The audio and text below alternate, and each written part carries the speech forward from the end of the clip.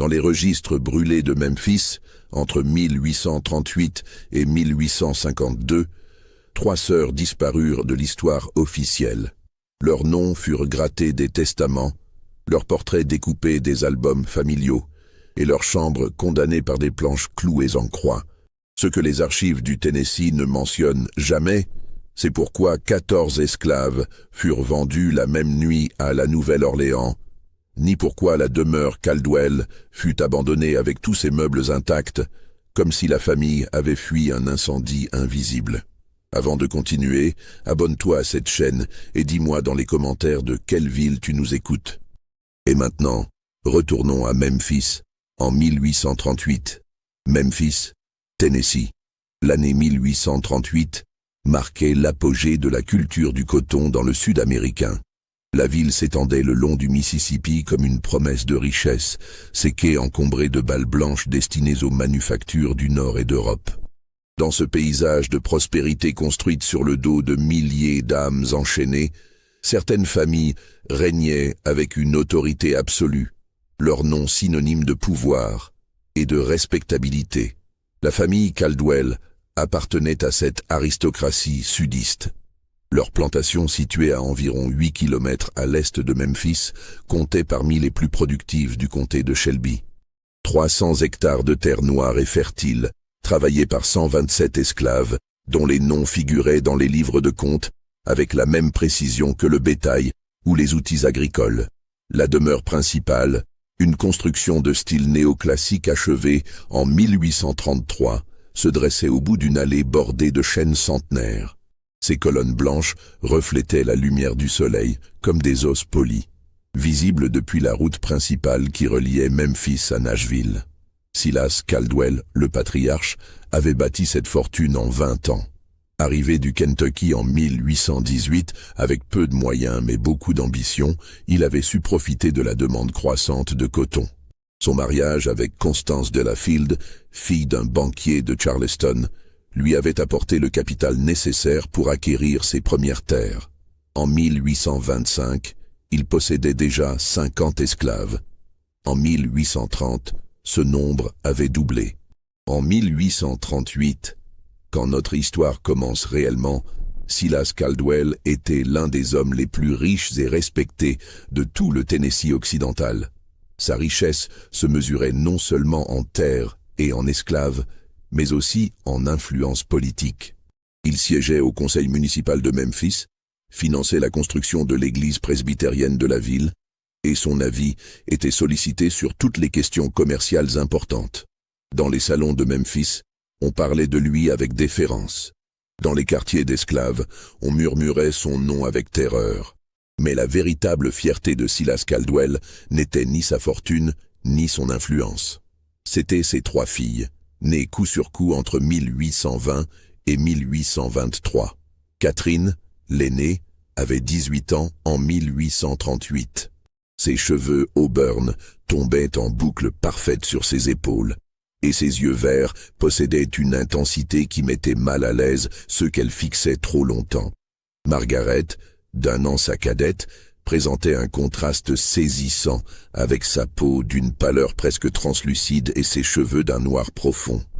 La plus jeune, Eleanor, qui venait d'avoir 15 ans, avait hérité du tempérament volcanique de son père sous des traits angéliques de poupée de porcelaine. Constance Caldwell avait élevé ses filles selon les codes stricts de la société sudiste. Leçons de français avec un précepteur venu de la Nouvelle-Orléans, cours de piano 3 fois par semaine, broderie, danse, maintien. Tout ce qu'une jeune femme de bonne famille devait maîtriser pour faire un mariage avantageux. Les 3 sœurs avaient été façonnées pour devenir les épouses parfaites de planteurs prospères, perpétuant ainsi l'héritage et le statut de la famille Caldwell. La demeure elle-même reflétait ses ambitions. Le rez-de-chaussée comprenait un grand salon de réception, une salle à manger pouvant accueillir 20 convives, un bureau où Silas gérait ses affaires, et une bibliothèque garnie de volumes reliés en cuir que personne ne lisait jamais. L'étage supérieur abritait les chambres familiales, Celle de Silas et Constance occupait l'aile ouest, vaste et lumineuse, donnant sur les jardins à la française que Constance avait fait dessiner par un architecte paysagiste de Charleston. Les 3 filles occupaient l'aile est, leurs chambres alignées le long d'un corridor tapissé de papier peint importé de France, représentant des scènes bucoliques de bergères et de moutons. Mais ce décor de respectabilité et de raffinement dissimulait déjà les fissures d'un édifice qui allait s'effondrer de l'intérieur. L'organisation de la plantation suivait un modèle classique pour l'époque. Les quartiers des esclaves se trouvaient à environ 300 mètres de la grande maison, une rangée de cabanes en bois brut alignées comme des tombes. Chaque structure abritait une ou plusieurs familles, si l'on peut appeler famille ces unions que les maîtres pouvaient défaire selon leur bon vouloir. Les hommes travaillaient au champ de l'aube au crépuscule, sous la surveillance de 3 contremaîtres blancs dont la brutalité était proportionnelle à leur propre frustration d'hommes pauvres servant des maîtres riches. Les femmes esclaves s'occupaient des tâches domestiques, de la cuisine, du linge, du ménage, leur existence entière consacrée au confort de la famille qui les possédait. Parmi ces esclaves, certains occupaient des positions légèrement privilégiées, si ce mot peut avoir un sens dans le contexte de l'esclavage. Il y avait Thomas, un homme d'une 30aine d'années qui travaillait comme palefrenier et cocher. Sa stature imposante et son visage aux traits réguliers le distinguaient. Il avait appris à lire en secret, crime passible de mutilation dans certains États du Sud, et savait tenir une conversation qui allait au-delà des réponses monosyllabiques que les Blancs attendaient de ceux qu'ils considéraient comme du bétail. Il y avait aussi Daniel, plus jeune, 23 ans peut-être. Personne ne connaissait sa date de naissance exacte. Il travaillait aux écuries et possédait un talent particulier avec les chevaux. Même les bêtes les plus rétives se calmaient sous sa main. Silas Caldwell, qui appréciait les bons chevaux autant que le bon whisky, avait remarqué ce talent et accordait à Daniel une relative liberté de mouvement sur la propriété. Et puis il y avait Samuel, le charpentier de la plantation. À 40 ans, il était l'un des plus âgés des esclaves de Caldwell. Ses mains portaient les cicatrices de décennies de travail, mais aussi l'habileté de celui qui peut transformer le bois en n'importe quelle forme. Il construisait les meubles, réparait les structures, et son expertise lui valait un respect prudent, même de la part des contremaîtres blancs. Ces 3 hommes, parmi d'autres, évoluaient dans l'orbite immédiate de la grande maison. Ils voyaient la famille Caldwell de près, assistaient aux réceptions, entendaient les conversations, observaient les dynamiques de pouvoir et de privilèges qui régissaient ce monde. Et dans cet espace liminal entre les quartiers des esclaves et le sanctuaire des maîtres, quelque chose d'innommable allait germer. Le premier signe que quelque chose n'allait pas dans la maison Caldwell survint en août 1838, lors d'un événement apparemment anodin. Mrs. Eliza Patterson, épouse d'un marchand de Memphis et amie proche de Constance Caldwell, était venue passer l'après-midi à la plantation. Les 2 femmes prenaient le thé dans le salon, discutant des préparatifs du bal de la Saint-Jean qui devait se tenir en septembre. Catherine, l'aînée des filles Caldwell, était présente, assise bien droite dans son fauteuil, son corsage boutonné jusqu'au menton selon la mode stricte de l'époque. Alors que Mrs. Patterson racontait les derniers potins de Memphis, son regard se posa sur le cou de Catherine. Une marque violacée, à peine visible au-dessus du col de dentelle, attirait l'œil. Mrs. Patterson s'interrompit au milieu de sa phrase. « Ma chère Catherine, vous vous êtes blessée ?» La jeune fille porta instinctivement la main à son cou, et quelque chose passa dans ses yeux. Pas de la surprise ni de l'embarras, mais quelque chose de plus profond, de plus sombre, un mélange de défi et de secret. « Ce n'est rien, Mrs. Patterson, une maladresse avec mon collier hier soir. » Mais Mrs. Patterson avait élevé 4 filles. Elle connaissait la différence entre une marque de bijoux et autre chose. Ce qu'elle avait vu ressemblait davantage à une morsure ou à une succion prolongée, le genre de marque qu'un amant laisse sur la peau dans un moment de passion incontrôlée. Constance Caldwell avait également remarqué l'échange. Son visage, d'ordinaire composé en un masque de courtoisie perpétuelle, se figea imperceptiblement. Elle détourna rapidement la conversation vers des sujets plus neutres, mais Mrs. Patterson sentait une tension dans l'air, comme l'électricité avant un orage. Ce soir-là, après le départ de Mrs. Patterson, Constance monta à l'étage. Elle frappa à la porte de Catherine et entra sans attendre de réponse. Sa fille était assise devant sa coiffeuse, en chemise de nuit, brossant ses longs cheveux auburn. Dans le miroir, leurs regards se croisèrent. « Catherine, je dois te parler. »« Oui, mère. » »« Cette marque sur ton cou, d'où vient-elle vraiment ?» Un silence s'étira entre elles, lourd de non-dits. Catherine continua à se brosser les cheveux, les gestes mesurés, presque hypnotiques. « Je vous l'ai dit, mère, mon collier.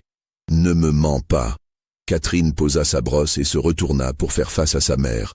Dans ses yeux verts brillait quelque chose que Constance n'avait jamais vu auparavant. Une lueur de rébellion, mais aussi autre chose. Quelque chose qui ressemblait presque à de la pitié. « Vous préférez vraiment le savoir, mère ? Vous préférez vraiment que je brise l'illusion parfaite de votre monde bien ordonné ?» Constance sentit son estomac se nouer. Une partie d'elle voulait faire demi-tour, sortir de cette chambre, ne jamais poser la question dont elle pressentait la réponse terrible. Mais une autre partie, celle qui avait survécu aux rigueurs de l'éducation sudiste et aux années de mariage avec un homme dur, avait besoin de savoir. « Dis-moi la vérité. » Catherine sourit, un sourire étrange et triste. « Très bien, puisque vous insistez. Cette marque vient de Thomas. Vous savez, le palefrenier. Il a des mains extraordinairement douces pour un homme qui travaille avec des chevaux toute la journée. » Le monde de Constance bascula. Elle voulut parler, mais aucun son ne sortit de sa gorge. Catherine se retourna vers son miroir et reprit sa brosse, comme si elle venait de commenter la météo. « Ne vous inquiétez pas, mère. Je ne suis pas la seule. Margaret voit Daniel depuis presque 6 mois maintenant. Et Éléanor, Éléanor a toujours été la plus audacieuse de nous 3. Samuel lui enseigne des choses qu'aucun précepteur n'oserait aborder. » Constance trouva enfin sa voix, un murmure étranglé qui ressemblait à un cri de douleur. « Comment oses-tu? Comment osez-vous toutes les 3? C'est une abomination. Ce sont des esclaves, des nègres. » Catherine pivota de nouveau, et cette fois son regard était glacial. « Des hommes, mère, ce sont des hommes, avec des pensées, des sentiments, des désirs, exactement comme nous. La seule différence, c'est que père les a achetés comme on achète du mobilier. Mais dans le noir, quand les convenances s'effacent, cette différence disparaît aussi. » Constance chancela et dut s'appuyer contre le chambranle de la porte. Ses 3 filles, ces précieuses filles qu'elle avait élevées pour devenir des dames de la société sudiste, se souillaient avec des esclaves. C'était inconcevable. C'était monstrueux. C'était « Depuis combien de temps ?» La question sortit malgré elle et Catherine haussa les épaules. « Pour moi, environ 1 an. Pour Margaret, un peu plus. Pour Éléanor, quelques mois seulement. Ne nous jugez pas trop durement, mère. Vous nous avez enfermés dans cette cage dorée, entourés d'hommes que nous ne pouvions jamais vraiment connaître, promis à des mariages arrangés avec des planteurs que père choisira pour leurs terres et leur argent. Nous avons simplement décidé de vivre un peu avant d'être vendus à notre tour. » Vendus ? Comment oses-tu comparer ta situation à celle des esclaves? N'est-ce pas exactement ce qu'est un mariage arrangé, mère? Un transfert de propriété d'un homme à un autre avec un contrat et un prix, seulement on appelle cela une dot. Au moins, avec Thomas, je peux choisir. Au moins, avec lui, je suis quelque chose de plus qu'une décoration vivante. Constance quitta la chambre en titubant, son monde s'écroulant autour d'elle. Elle descendit l'escalier, traversa le salon, sortit dans la nuit humide du Tennessee. Dans l'obscurité, elle pouvait voir les faibles lumières des quartiers des esclaves, ces cabanes misérables où sa fille allait probablement rejoindre un homme noir dans quelques heures. Elle resta là, paralysée, jusqu'à ce que Silas la trouve 1 heure plus tard, toujours immobile sous le porche, les yeux fixés sur l'obscurité. « Constance, que fais-tu dehors à cette heure ?» Elle se tourna vers son mari, cet homme qui avait construit un empire sur le dos d'êtres humains enchaînés, et elle sut qu'elle ne pourrait jamais lui dire la vérité. « Pas maintenant. Peut-être jamais. »« Rien, mon ami. Je prenais simplement l'air. Il fait si chaud ce soir. » Mais dans son cœur, Constance savait que quelque chose venait de se briser de manière irréparable. Le secret que Catherine venait de révéler était un poison qui allait se répandre, contaminer tout ce qu'elle avait construit, détruire la façade de respectabilité derrière laquelle la famille Caldwell s'abritait. Elle ne savait simplement pas encore à quel point elle avait raison. Les jours qui suivirent cette révélation furent un supplice pour Constance Caldwell. Elle observait ses filles avec un regard nouveau, cherchant les signes de leur transgression, et les trouvait partout. Un échange de regards entre Margaret et Daniel alors qu'il attelait les chevaux. Eleanor qui disparaissait pendant des heures, prétendant se promener dans les jardins. Catherine qui descendait tard le soir pour prendre un livre dans la bibliothèque, ne remontant qu'au petit matin. Constance se demandait comment elle avait pu être si aveugle. Comment avait-elle manqué tous ces indices? Pendant des mois, peut-être plus d'un an, ses filles avaient mené cette double vie. Modèle de vertu pendant le jour, se glissant dans les bras d'esclaves pendant la nuit. Elle tenta d'aborder le sujet avec Silas, prudemment, indirectement. Un soir, alors qu'ils étaient seuls dans leur chambre, elle demanda « Les filles sont devenues bien mystérieuses ces derniers temps, ne trouves-tu pas ?» Silas, occupé à parcourir ses livres de contes, leva à peine les yeux. « Les jeunes filles sont toujours mystérieuses, c'est dans leur nature. » Pourquoi cette question? Constance hésita. Comment formuler l'impensable? Je me demandais simplement, elles sont peut-être trop isolées ici. Peut-être devrions-nous envisager de les envoyer à Charleston, chez ma sœur, pour la saison sociale. Leur permettre de rencontrer des jeunes gens convenables. Silas referma ses livres et regarda sa femme avec une expression indéchiffrable. Nous en avons déjà discuté, Constance. L'année prochaine, quand Catherine aura 19 ans. Pour l'instant, elles sont très bien ici. D'ailleurs, le jeune Hartley, fils du juge, a manifesté son intérêt pour Catherine. J'envisage de l'inviter pour le bal de septembre. Le bal de septembre, dans un mois à peine. Constance imagina Catherine, souriant poliment au jeune Hartley, dansant avec lui dans le grand salon, alors que dans sa tête, elle pensait à Thomas et aux nuits qu'ils partageaient dans le secret. La duplicité était vertigineuse. Mais Constance était une femme de la société sudiste. Elle avait été élevée pour maintenir les apparences à tout prix. Si elle révélait à Silas ce que leur fille faisait, les conséquences seraient catastrophiques. Non seulement pour les filles, mais pour toute la famille. Le scandale serait tel qu'ils ne pourraient jamais s'en remettre. Leur nom serait sali à jamais.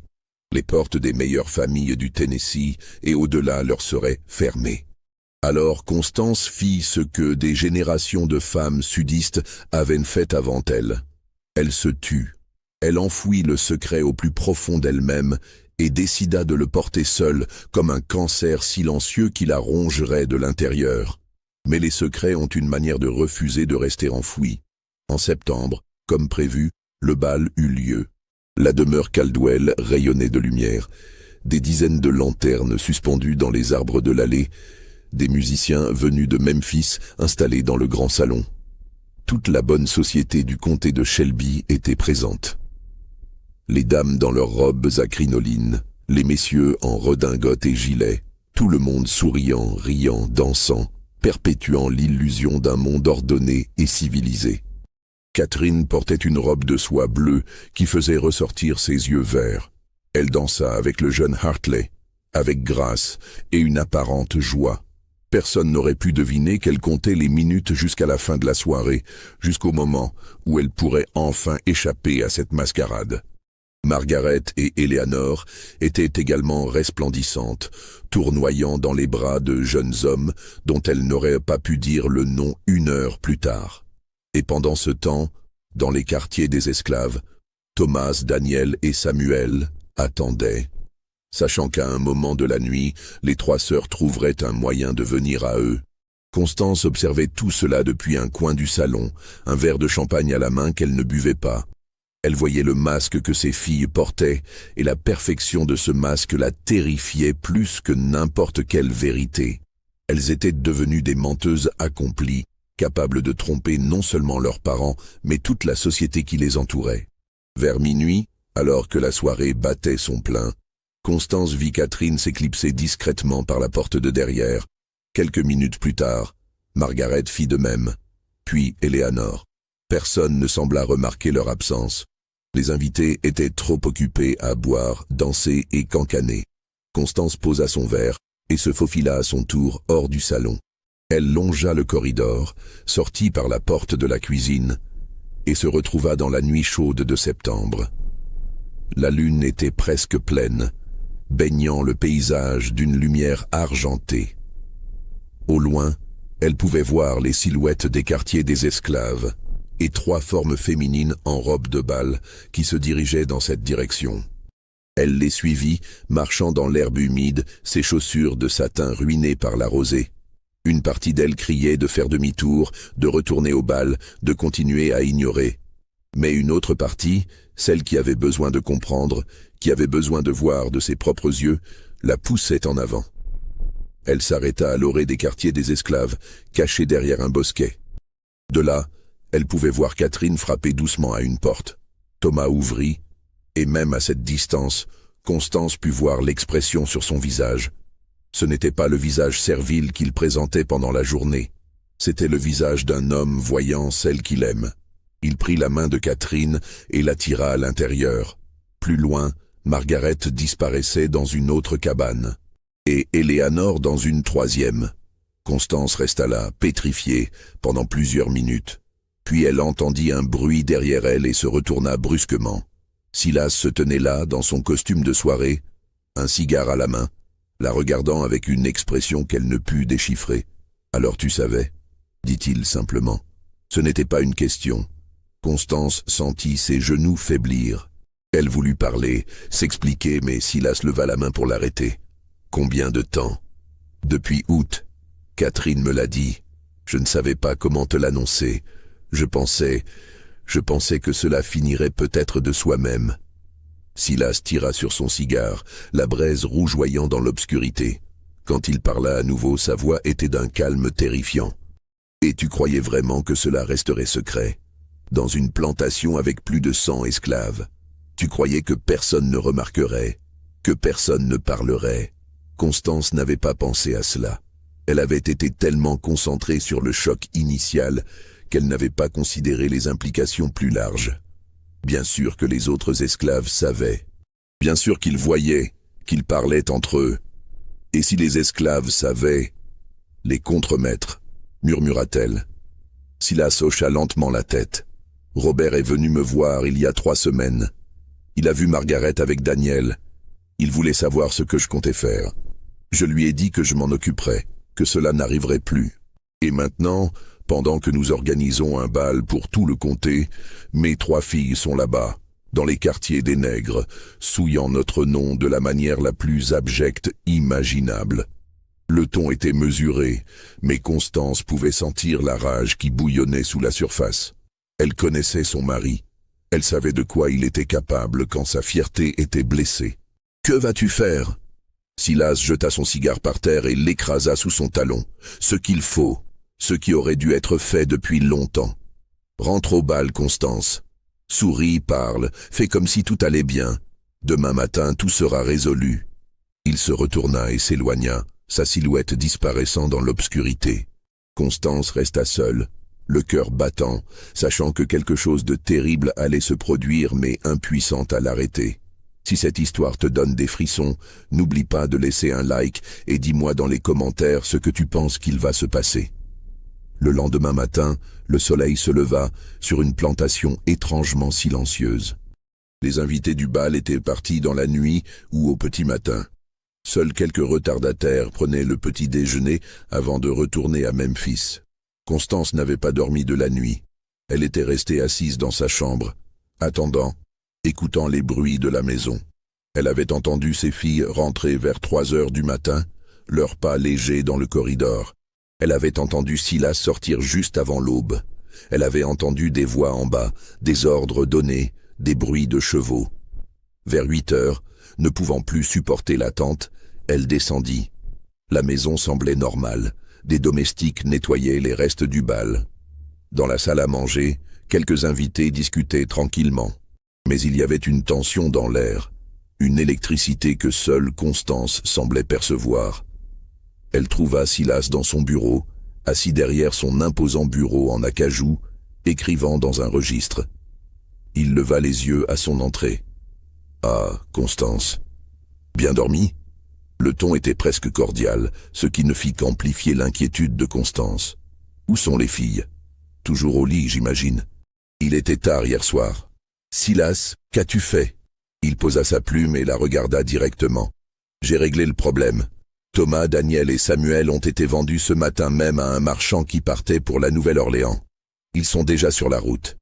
D'ici quelques jours, ils seront si loin qu'ils ne reviendront jamais. » Constance sentit son sang se glacer. Elle savait ce que cela signifiait. Les marchés d'esclaves de la Nouvelle-Orléans étaient réputés pour leur brutalité. Les hommes achetés là-bas finissaient souvent dans les plantations de canne à sucre de Louisiane, où l'espérance de vie moyenne ne dépassait pas 10 ans tant le travail était éprouvant. « Tu les as condamnés à mort. » Silas haussa les épaules. « Je les ai vendus, c'est mon droit. C'étaient mes esclaves.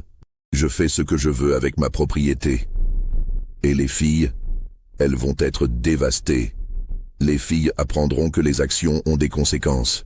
Elles comprendront que le monde ne tourne pas selon leurs caprices. Et si elles ne le comprennent pas... » Il laissa la phrase en suspens, mais la menace était claire. Constance quitta le bureau, le cœur lourd. Elle monta à l'étage et frappa à la porte de Catherine. Pas de réponse. Elle entra et trouva la chambre vide, le lit défait mais froid. Elle alla à la chambre de Margaret. Même chose. La chambre d'Éléanor était également déserte. Un mauvais pressentiment la saisit. Elle descendit précipitamment l'escalier et sortit de la maison. Dans les écuries, elle trouva le palefrenier de service, un jeune esclave nommé Moses. « Mes filles, les as-tu vues ce matin ?» Moses sembla hésiter, comme s'il était tiraillé entre dire la vérité et se protéger. « Parle !» ordonna Constance, et le garçon tressaillit. « Elles sont parties, madame, tôt ce matin, avant le lever du soleil. J'ai entendu des chevaux. Quand je suis sorti pour voir, les 3 mademoiselles galopaient sur la route de Memphis. » Constance retourna en courant vers la maison. Elle fit irruption dans le bureau de Silas. « Les filles sont parties. Elles ont pris des chevaux et sont parties vers Memphis. » Silas se leva lentement, son visage devenant cramoisi. « Quoi? Quand? » ?»« Ce matin, avant l'aube apparemment. » Silas attrapa son chapeau et son manteau. « Robert! Jacob !» cria-t-il, appelant ses 2 contremaîtres principaux. Les 2 hommes arrivèrent en courant. « Scellez les chevaux. Les 3 filles sont parties. Nous devons les retrouver. » En moins de 10 minutes, Silas et les 2 contremaîtres galopaient sur la route de Memphis. Constance resta à la maison, arpentant le salon, torturant ses mains. Les heures s'écoulèrent avec une lenteur insupportable. Vers midi, Silas revint, seul. Son visage était livide. « Où sont-elles ?» demanda Constance. « Au bureau du shérif à Memphis. Elles ont déposé une plainte officielle contre moi. Elles accusent la plantation Caldwell de relations inappropriées avec des esclaves. Elles prétendent vouloir témoigner publiquement. » Constance s'effondra dans un fauteuil. C'était pire que tout ce qu'elle avait imaginé. Si les filles témoignaient publiquement, si cette histoire devenait publique, la famille Caldwell serait détruite. Pas seulement socialement, mais légalement aussi. Les lois du Tennessee sur les relations entre blancs et esclaves étaient draconiennes. Même si les filles étaient les instigatrices, c'étaient elles qui seraient punies, mais la famille entière serait éclaboussée par le scandale. « Il y a autre chose », continua Silas, et sa voix tremblait maintenant. « Catherine est enceinte. Elle l'a annoncé au shérif. Elle dit que l'enfant est de Thomas. » Le monde de Constance s'écroula complètement. Une fille blanche enceinte d'un esclave noir. C'était l'abomination suprême dans la société sudiste. Non seulement cela détruirait Catherine, mais cela contaminerait toute la famille. Margaret et Éléanor ne pourraient jamais se marier convenablement. Le nom Caldwell serait associé à ce scandale pendant des générations. Que dit le shérif? Il veut que toute l'affaire soit étouffée. Il m'a dit très clairement que si cette histoire devient publique, cela nuira à toute la communauté. Memphis est encore une ville jeune, en développement. Un scandale de cette ampleur pourrait faire fuir les investisseurs, ternir la réputation de toute la région. Il m'a suggéré de régler cela en famille, discrètement. Et les filles, où sont-elles maintenant? Toujours au bureau du shérif. Elles refusent de rentrer. Elles disent qu'elles ne reviendront que si je ramène Thomas, Daniel et Samuel. Mais tu ne peux pas. Ils sont déjà loin, et même si tu le pouvais... Je sais, coupa Silas. Sa voix était creuse, vidée de toute émotion. Je sais que je ne peux pas les ramener, et elles le savent aussi. C'est pour cela qu'elles l'exigent. Elles veulent me forcer à admettre publiquement ce qui s'est passé. Elles veulent me détruire. Il s'assit lourdement, soudain vieilli de 10 ans. Comment en sommes-nous arrivés là, Constance? Comment nos filles ont-elles pu devenir cela? Mais Constance n'avait pas de réponse. Elle pensait à Catherine, enceinte, probablement terrifiée malgré sa bravade. À Margaret et Eleanor, si jeunes encore, jetées dans ce maelstrom. À Thomas, Daniel et Samuel, vendus et condamnés à une mort lente dans les champs de canne à sucre, sans même savoir pourquoi leur vie avait été brutalement arrachée à ce qu'elle était. Le silence dans la maison Caldwell ce soir-là était celui d'un tombeau. Les domestiques marchaient sur la pointe des pieds, parlant à voix basse. Les contremaîtres restaient près des écuries, nerveux. Dans les quartiers des esclaves, on murmurait. Tout le monde savait que quelque chose de terrible s'était produit, mais personne ne connaissait tous les détails. Et c'est dans ce silence chargé que commença la véritable descente aux enfers de la famille Caldwell. Les 3 jours suivants furent un enfer de négociations, de menaces voilées et de manœuvres désespérées. Le shérif Thompson, un homme pragmatique plus préoccupé par la réputation de Memphis que par la justice, servait de médiateur entre Silas et ses filles, mais chaque rencontre ne faisait qu'aggraver la situation. Catherine, Margaret et Eleanor refusaient catégoriquement de rentrer à la plantation sans les 3 hommes. Elles étaient installées dans une pension de famille à Memphis, payée par l'argent que Catherine avait volé dans le bureau de son père avant de partir. La propriétaire, Mrs. Donovan, une veuve irlandaise qui n'avait que peu de sympathie pour l'aristocratie esclavagiste, les avait accueillis volontiers, ravie de défier les conventions. Le 4e jour, Silas prit une décision radicale.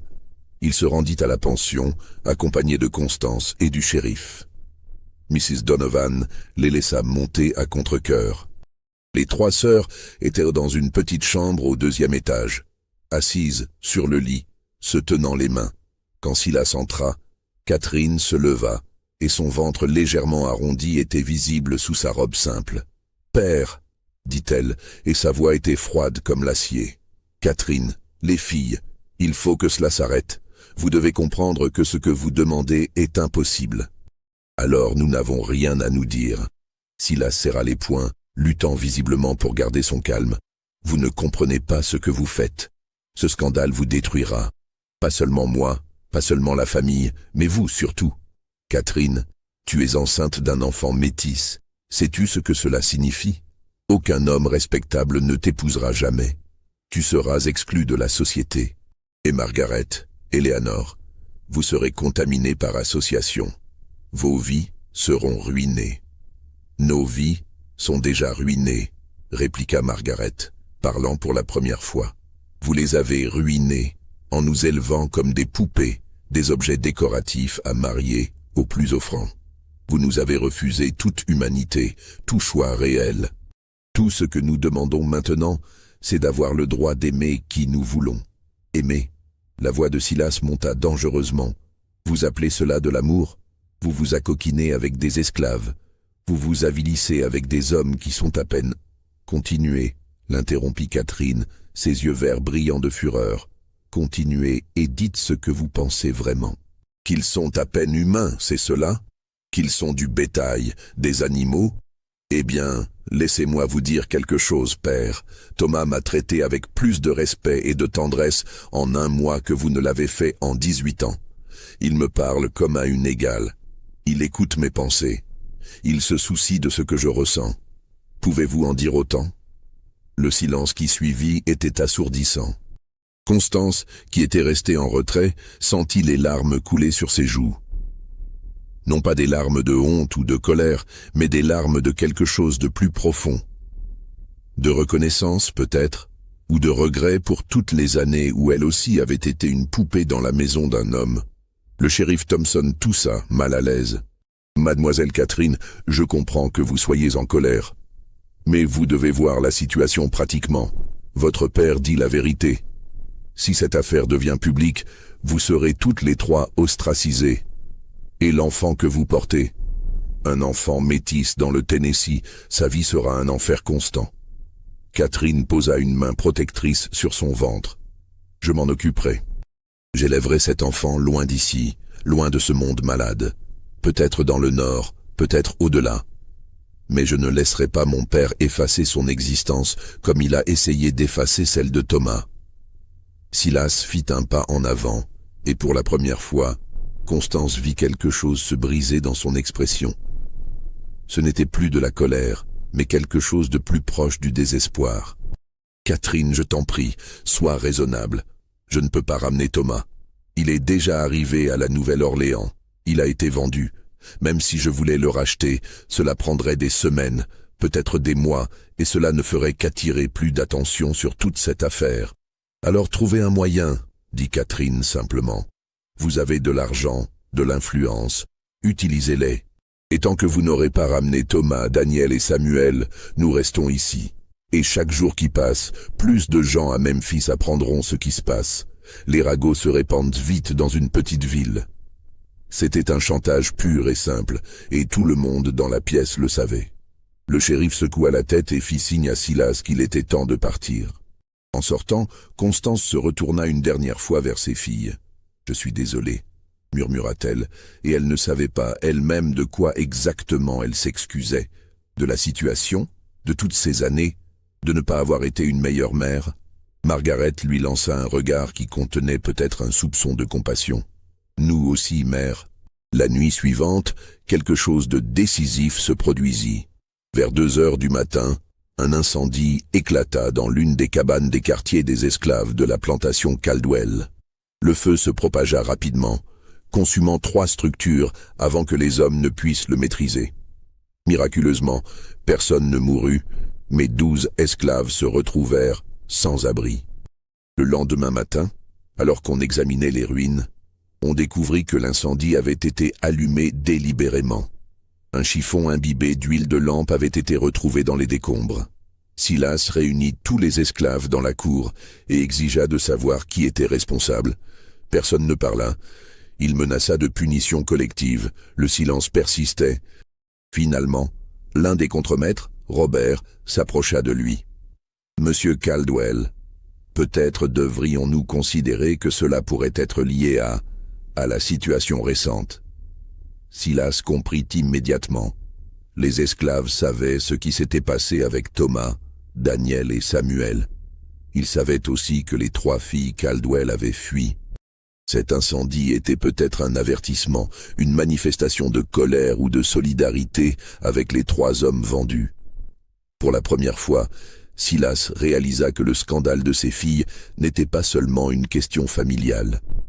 C'était quelque chose qui secouait les fondements même de l'ordre social sur lequel sa fortune et son pouvoir reposaient. Si les esclaves commençaient à se rebeller, si le contrôle qu'il exerçait sur eux se fissurait, tout pouvait s'effondrer. Cette nuit-là, Silas ne dormit pas. Il resta assis dans son bureau, une bouteille de whisky à portée de main, contemplant les flammes de la cheminée. Constance le trouva là au petit matin, ivre et hagard. « Je vais les ramener, » dit-il sans préambule. « Thomas, Daniel et Samuel. Je vais envoyer quelqu'un à la Nouvelle-Orléans pour les retrouver et les racheter, peu importe le prix. » Constance sentit un mélange de soulagement et d'appréhension. « Et ensuite, quand ils seront de retour, tu crois vraiment que cela résoudra quelque chose ?» Silas ne répondit pas immédiatement. Il but une longue gorgée directement à la bouteille. « Ensuite, nous verrons. Peut-être que les filles rentreront. Peut-être que nous pourrons contenir le scandale. Ou peut-être Peut-être que tout cela est déjà trop tard. Mais envoyer quelqu'un à la Nouvelle-Orléans et retrouver 3 esclaves spécifiques vendus dans le chaos des marchés de cette ville prendrait du temps. Des semaines au minimum. Et pendant ces semaines, la situation à Memphis continuait de se détériorer. Les rumeurs se répandaient. D'abord de vagues murmures dans les cercles inférieurs de la société. Puis des conversations à voix basse lors des thés de l'après-midi. Puis des discussions ouvertes dans les tavernes et les commerces. Les 3 filles du riche planteur Caldwell qui avaient fui la maison familiale. On ne savait pas exactement pourquoi, mais les versions les plus scandaleuses circulaient librement. Mrs. Patterson, qui avait remarqué la marque sur le cou de Catherine, fut l'une des premières à faire le lien. Elle parla à quelques amis proches, sous le sceau du secret, bien sûr. Ses amis parlèrent à d'autres. En une semaine, tout Memphis bruissait de l'histoire. Le coup de grâce vint d'une source inattendue. Augustus Hartley, le jeune homme que Silas avait envisagé comme prétendant pour Catherine, vint à la plantation. Il demanda à parler à Silas en privé. « Monsieur Caldwell, je viens avec respect, mais aussi avec une grande préoccupation. Mon père, le juge Hartley, m'a demandé de clarifier certaines rumeurs qui circulent concernant votre famille. » Silas sentit son estomac se nouer. Quelle rumeur! Le jeune Hartley sembla mal à l'aise, mais continua. On dit que vos filles ont eu des relations inappropriées avec des esclaves de votre plantation. On dit aussi que mademoiselle Catherine serait enceinte. Mon père voulait savoir si ces rumeurs avaient un quelconque fondement avant que notre famille ne soit associée à la vôtre d'une quelconque manière. Le message était clair. La famille Hartley, comme toutes les familles respectables de Memphis, prenait ses distances. Le nom Caldwell était maintenant toxique. « Ces rumeurs sont absurdes et offensantes, » répondit Silas, mais même à ses propres oreilles, sa voix manquait de conviction. Augustus Hartley hocha poliment la tête, mais son expression disait qu'il n'était pas dupe. « Je transmettrai votre réponse à mon père. Bonne journée, monsieur Caldwell. » Après son départ, Silas s'effondra dans son fauteuil. Constance, qui avait écouté derrière la porte, entra et s'assit en face de lui. « C'est fini, n'est-ce pas ?» dit-elle doucement. « Même si tu ramènes les 3 hommes, même si les filles rentrent et se taisent, c'est déjà fini.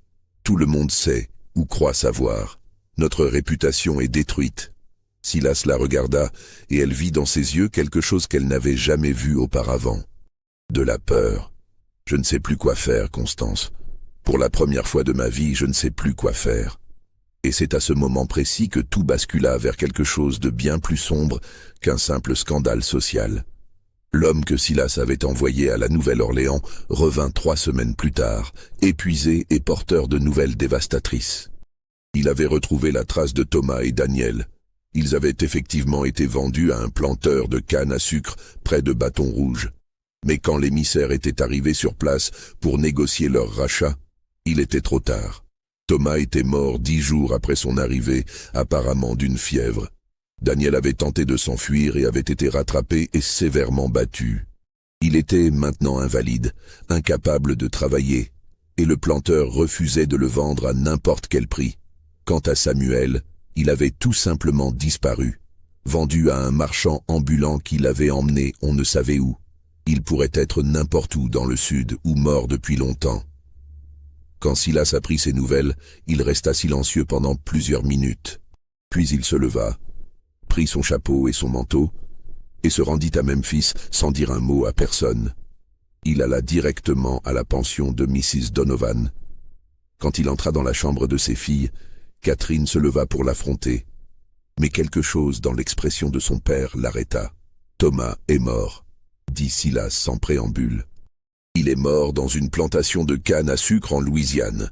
Daniel est invalide, probablement mourant aussi. Samuel a disparu. Je ne peux pas les ramener. » Le silence qui suivit était total.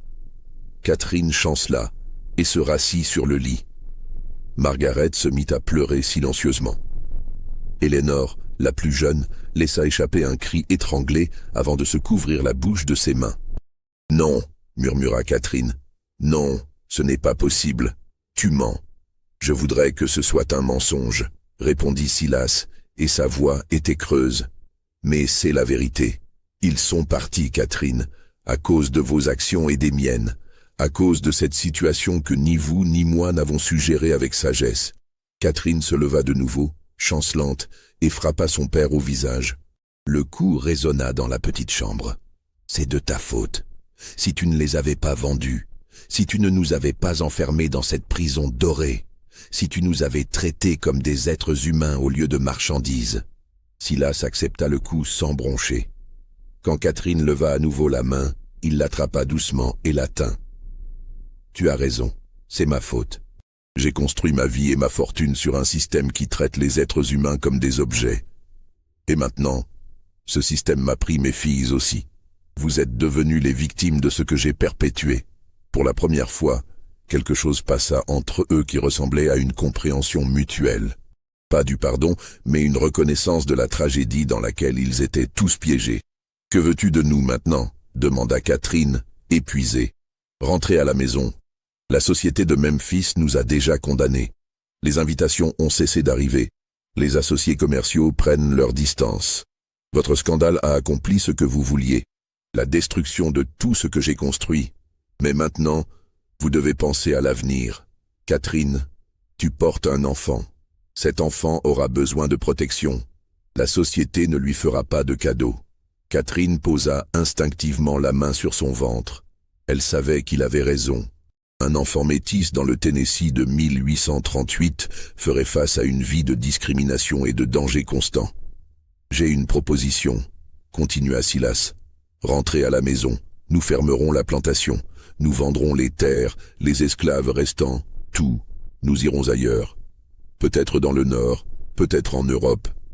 Nous commencerons une nouvelle vie, loin de Memphis, loin de ce passé. C'est tout ce que je peux offrir maintenant. » Les trois sœurs se regardèrent. Margaret parla en premier. « Et si nous refusons? Si nous restons ici? Alors vous survivrez ou mourrez par vos propres moyens. Je ne vous pourchasse plus, je ne vous force plus. Je vous offre simplement une porte de sortie de ce cauchemar que nous avons tous créé ensemble. » Eleanor, qui n'avait pas parlé jusqu'ici, posa la question que tous évitaient. « Et Daniel, s'il est encore vivant, si nous pouvions le racheter, l'aider ?» Silas secoua la tête. Son nouveau propriétaire refuse de le vendre. Il dit que Daniel est un exemple pour les autres esclaves, un rappel de ce qui arrive à ceux qui tentent de s'enfuir. Le racheter ne ferait qu'attirer plus d'attention, peut-être le mettre en plus grand danger. C'était la terrible ironie de la situation. En essayant de sauver les hommes qu'elles aimaient, les trois sœurs avaient précipité leur destruction. Et maintenant, toute tentative de les aider ne ferait qu'aggraver leur sort. Catherine se tourna vers la fenêtre, regardant les rues de Memphis en contrebas. Des gens vaquaient à leurs occupations, inconscients du drame qui se jouait au-dessus de leur tête. « Très bien, » dit-elle finalement. « Nous rentrerons, mais pas parce que nous te pardonnons, père. Nous rentrons parce que nous n'avons plus nulle part où aller. Nous rentrons parce que tu as gagné, d'une certaine manière. Tu nous as montré que même notre rébellion ne pouvait pas briser le système que tu as aidé à perpétuer. Les esclaves meurent, et nous survivons avec notre honte. » Le retour à la plantation fut silencieux. Les trois sœurs et leurs parents dans la voiture familiale, personne ne parlant, chacun perdu dans ses propres pensées sombres. Quand ils arrivèrent, la demeure leur parut différente, comme si les événements récents avaient altéré sa substance même. Les colonnes blanches semblaient moins majestueuses, plus menaçantes. Les pièces luxueuses paraissaient maintenant oppressantes, étouffantes. Cette nuit-là, Catherine fit une fausse couche. La grossesse, déjà précaire, ne survécut pas au stress et au chagrin des semaines précédentes. Le docteur Appel et de Memphis fit ce qu'il put, mais l'enfant était perdu. Constance resta au chevet de sa fille pendant 3 jours. Catherine ne pleura pas. Elle resta allongée, les yeux fixés au plafond. Et quand elle parla finalement, ce fut pour dire « C'est mieux ainsi. Cet enfant serait né dans un monde qu'il aurait détesté dès son premier souffle. Au moins maintenant, il est épargné. » Mais Constance voyait dans les yeux de sa fille quelque chose qui s'était brisé de manière irréparable. Ce n'était pas seulement la perte de l'enfant, ni même la mort de Thomas.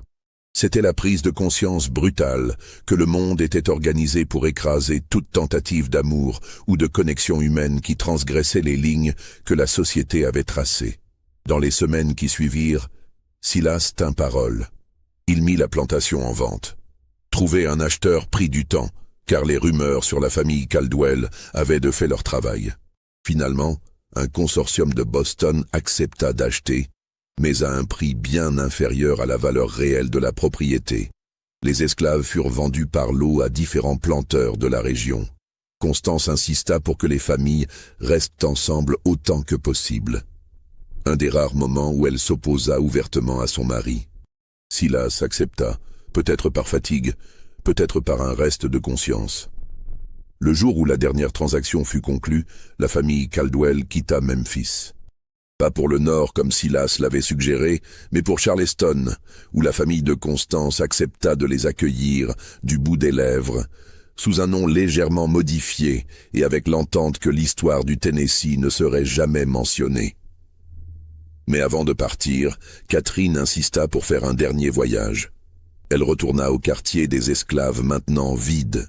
Les cabanes abandonnées se dressaient comme des squelettes dans le crépuscule.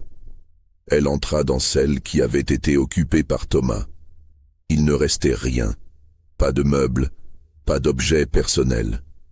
Les nouveaux propriétaires avaient tout nettoyé. Mais Catherine resta là, debout au centre de la pièce vide, et pour la première fois depuis des semaines, elle pleura. Elle pleura pour Thomas, mort dans la chaleur accablante d'une plantation de canne à sucre, loin de tout ce qu'il avait connu. Elle pleura pour l'enfant qu'elle avait perdu, qui n'aurait jamais la chance de respirer. Elle pleura pour ses sœurs et pour elle-même, condamnées à porter ce secret et cette honte pour le reste de leur vie.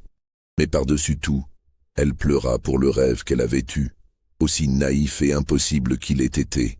Le rêve qu'on pouvait transcender les divisions que la société imposait, que l'amour pouvait être plus fort que la race, la classe, le pouvoir. Ce rêve était mort maintenant, aussi sûrement que Thomas lui-même. Quand elle ressortit de la cabane, Margaret et Eleanor l'attendaient. Sans un mot, les trois sœurs se prirent par la main et retournèrent vers la grande maison pour la dernière fois.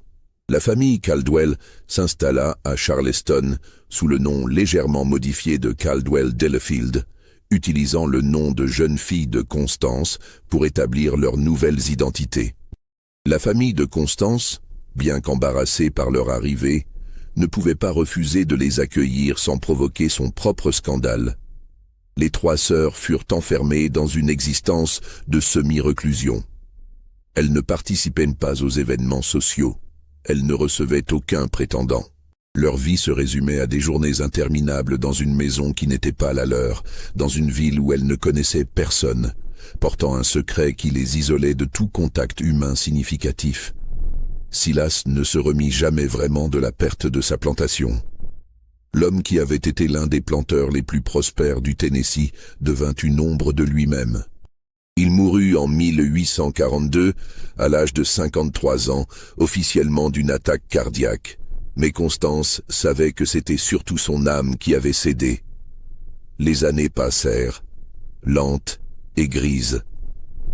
La guerre civile éclata en 1861 et avec elle, tout le système sur lequel la vie des Caldwell avait été construite s'effondra. L'esclavage fut aboli. Le Sud fut dévasté. Les anciennes certitudes disparurent dans la fumée des batailles. Catherine ne se maria jamais. Elle consacra les dernières années de sa vie à l'enseignement, ouvrant une petite école pour enfants noirs libérés à Charleston après la guerre. Certains disaient que c'était sa manière de faire pénitence. D'autres, qui la connaissaient mieux, savaient que c'était sa manière d'honorer la mémoire de Thomas en éduquant ceux que le système esclavagiste avait maintenus dans l'ignorance. Margaret épousa finalement un bibliothécaire, un homme doux et effacé qui ne posa jamais de questions sur son passé.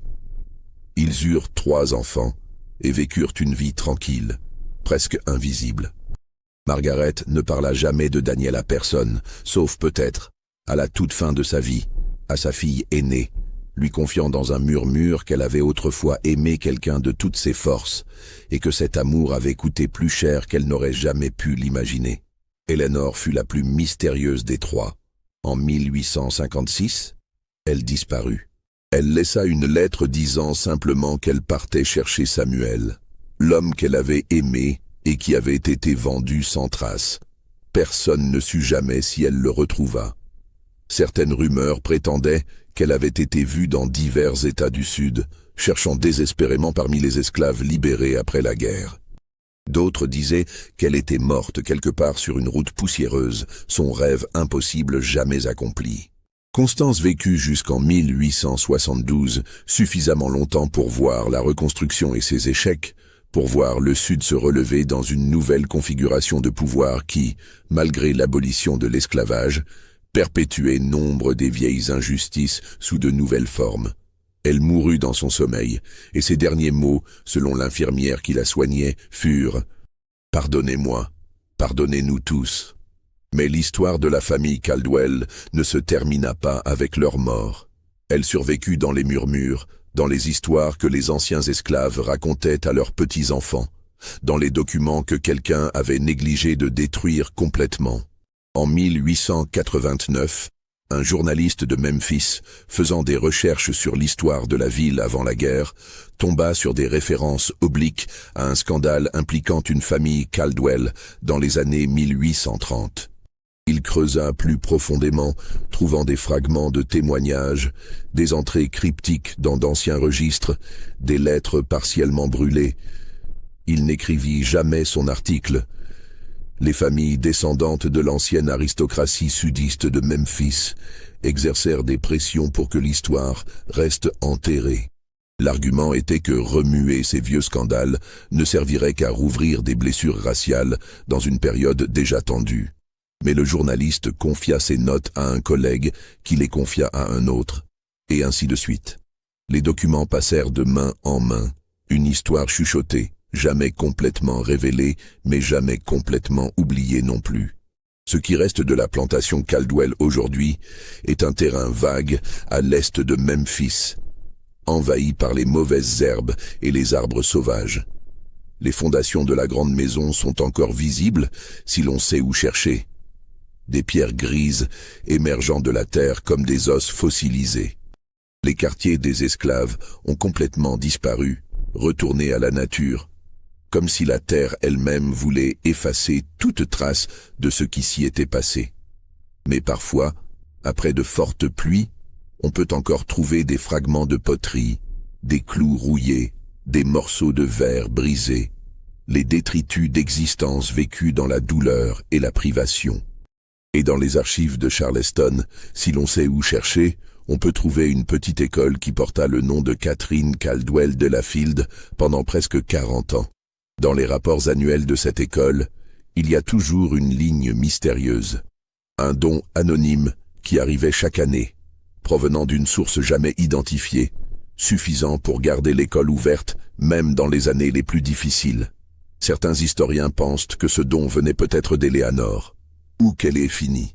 D'autres suggèrent que c'était Margaret, donnant discrètement de son modeste héritage. Personne ne sait avec certitude. Ce qui est certain, c'est que l'histoire des 3 filles Caldwell qui dormirent avec des esclaves, ce scandale qui secoua Memphis en 1838, n'était pas vraiment une histoire d'amour, ni de rébellion, ni même de transgression morale. C'était une histoire sur le coût humain d'un système qui traitait les êtres humains comme des marchandises, qui traçait des lignes arbitraires entre les personnes et appelait ces lignes naturelles et divines. C'était une histoire sur ce qui arrive quand quelques individus tentent de franchir ces lignes, découvrant trop tard que le système ne pardonne jamais, qu'il écrase non seulement les transgresseurs, mais aussi tous ceux qui ont le malheur d'être proches d'eux. Thomas, Daniel et Samuel payèrent de leur vie, ou de leur santé, ou de leur liberté. Catherine, Margaret et Eleanor payèrent en passant le reste de leurs existences dans l'ombre, portant le poids de décisions prises dans leur jeunesse, quand elles croyaient encore que l'amour pouvait transcender les divisions artificielles de la société. Et Silas et Constance Caldwell payèrent en voyant tout ce qu'ils avaient construit, toute la respectabilité et la richesse qu'ils avaient accumulée, s'effondrer autour d'eux, révélant finalement le vide moral sur lequel tout cela reposait. Mais peut-être que le prix le plus élevé fut payé par l'enfant qui ne naquit jamais, le fils ou la fille de Catherine et Thomas, qui aurait pu être un pont entre deux mondes, mais qui fut emporté par le stress et la tragédie avant même d'avoir la chance de respirer. Les documents relatifs à cette affaire sont rares et souvent contradictoires. Les dates ne correspondent pas toujours. Les noms varient selon les sources. Certains détails semblent trop romanesques pour être vrais, d'autres trop cruels pour être inventés.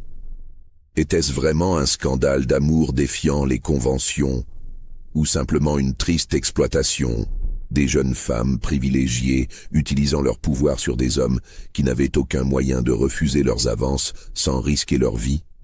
Les sœurs Caldwell étaient-elles des héroïnes tragiques luttant contre un système oppressif, ou des femmes égoïstes qui ne comprenaient pas vraiment les conséquences de leurs actions?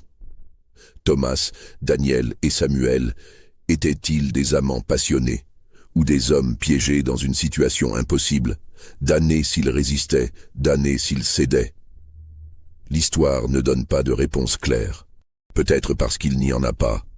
Peut-être parce que la vérité de ce qui s'est passé entre ces 6 personnes est trop complexe pour être réduite à un simple récit moral. Ce qui reste, ce sont les questions. Les questions qui hantent encore les historiens qui tombent sur ces fragments d'histoire. Les questions qui résonnent à travers les décennies et les siècles, nous forçant à confronter les héritages du passé. Et peut-être que c'est suffisant. Peut-être que le but de se souvenir de ces histoires n'est pas de trouver des réponses, mais de garder les questions vivantes. De ne pas laisser la facilité de l'oubli effacer complètement ces existences compliquées, imparfaites, profondément humaines. Dans une ville de Memphis moderne, reconstruite et transformée au-delà de toute reconnaissance, peu de gens savent que sous leurs pieds, sous les routes et les bâtiments, se trouvent les traces de drames humains qui ont façonné l'histoire de manière invisible mais indélébile. Et quelque part, peut-être dans les archives d'un musée ou dans le grenier poussiéreux d'une vieille maison de Charleston, il y a peut-être encore des lettres non lues, des journaux intimes cachés, des photographies annotées au dos avec des dates et des noms, attendant qu'un chercheur patient les découvre et révèle enfin toute la vérité. Ou peut-être que cette vérité n'existe pas. Peut-être qu'elle s'est perdue avec la dernière personne qui connaissait vraiment ce qui s'était passé pendant ces nuits de 1838, quand 3 jeunes femmes blanches franchissaient les lignes les plus sacrées de la société sudiste et que le monde qu'elles connaissaient commençait sa lente implosion. Une chose est certaine, le silence qui entoure cette histoire, les efforts déployés pour l'effacer des registres officiels, le malaise qu'elle provoque encore aujourd'hui quand on la mentionne, tout cela témoigne de son pouvoir perturbateur, parce que ce n'est pas seulement l'histoire d'un scandale de 1838. C'est une histoire qui pose des questions que chaque société, à chaque époque, doit affronter. Qui a le pouvoir? Qui peut aimer qui? Quelles lignes sont naturelles et lesquelles sont artificielles? Et quel prix sommes-nous prêts à payer pour défendre ou transgresser ces lignes? Voilà l'histoire des 3 filles Caldwell de Memphis. Crois-tu que tout a été révélé? Que penses-tu vraiment de ce qui s'est passé cette nuit-là? Était-ce de l'amour, de la rébellion, ou quelque chose de plus sombre? Laisse ton opinion dans les commentaires ci-dessous. Abonne-toi à cette chaîne pour plus d'histoires de terreur historique qui te feront questionner tout ce que tu crois savoir sur le passé. Et partage cette vidéo avec tous ceux qui aiment les mystères sombres de l'histoire. À bientôt pour une nouvelle plongée dans les secrets enfouis du passé.